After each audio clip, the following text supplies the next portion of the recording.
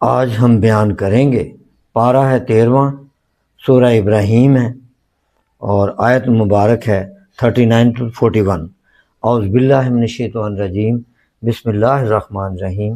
الحمد للہ الذی وہب لی علی الکبر اسماعیل و اسحاق ان ربی لسمیع الدعاء رب اجعلنی مقیم الصلاۃ ومن ذریتی ربنا وتقبل دعاء ربنا اغفر لی ولی والدی وللمؤمنین یوم یقوم الحساب۔ صدق اللہ العظیم۔ ترجمہ پیش خدمت ہے۔ الحمدللہ الذی، تمام خوبیاں اللہ کو جس نے وہب لی علی الکبر، جس نے مجھے بڑھاپے میں اسماعیل و اسحاق، اسماعیل اور اسحاق دیے۔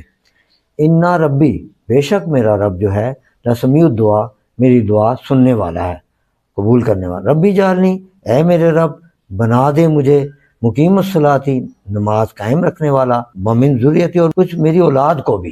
ربنا وتقبل، اے میرے رب تو قبول فرما دعا ہماری۔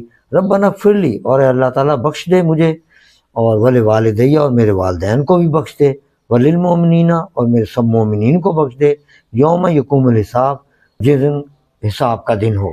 یہی ہے کہ کیونکہ بعض کی نسبت تو آپ کو باعلام الہی معلوم تھا کہ کافر ہوں گے، اس لیے بعض ذریت کے واسطے، جیسے نبی کریم صلی اللہ علیہ وسلم، محمد مصطفیٰ صلی اللہ علیہ وسلم کی آل پاک اور ان کی ذریت کے واسطے نمازوں کی پابندی، محافظت کی دعا کی اور ثابت قدمی کی دعا کی، بشرطے کہ ایمان یا ماں باپ سے حضرت آدم و حوا مراد ہیں۔ اسی طرح سے کہ آقا صلی اللہ علیہ وسلم ذریت میں اگر وہ نہیں آئے تو اور کون آئے گا، کہ مبعوث فرما ایک ایسا رسول، ایک ایسا نبی جو دین ابراہیمی کو آگے بڑھائے اور وہ آخری نبی ہو۔ یہ دعا اللہ نے قبول کی۔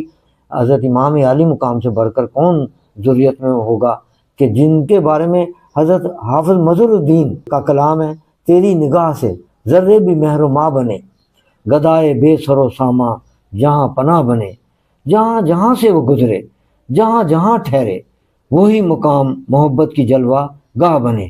اور ہے کوئی کہ جس نے آنکھ ہی آقا نامدار صلی اللہ علیہ وسلم کی گود میں کھولی ہو اور سب سے پہلے محمد رسول اللہ صلی اللہ علیہ وآلہ وسلم کو ہی دیکھا ہو، اس کا کیا مقام ہوگا؟ ہے کوئی کہ جس کا نام ہی محمد مصطفیٰ صلی اللہ علیہ وسلم رکھیں، وہ جو انگلی پکڑ کے چلے؟ اور ہے کوئی کہ جس کی ماں عورتوں کی جنت کی سردار ہو؟ یہ مقام کسی کو ملا ہے؟ یزید کو یہ مقام ملا ہے؟ اس کے مقابلے میں اس کا مقابلہ کیا ہے؟ بیٹے خود جنت کے سردار مردوں کے ہیں۔ ہے کوئی جس کو عید کے روز خاتم الانبیاء کاندھے پر سوار کر کے گلی گلی، بازار بازار، سواری بن کر سیر کرائیں؟ یہی تو حدیث شریف میں ہے کہ صحابہ نے کہا کہ کیا ہی اچھی سواری ملی ہے اے حسین۔ اس پر حضور نبی کریم صلی اللہ علیہ وسلم نے ارشاد فرمایا، سوار بھی تو دیکھو، سوار بھی بہت اعلیٰ ہے۔ یہ آقا صلی اللہ علیہ وسلم کا جواب تھا۔ اور آخر پر ہے کوئی کہ جس پر درود و سلام بھیجے بغیر کسی کی نماز ہو جائے؟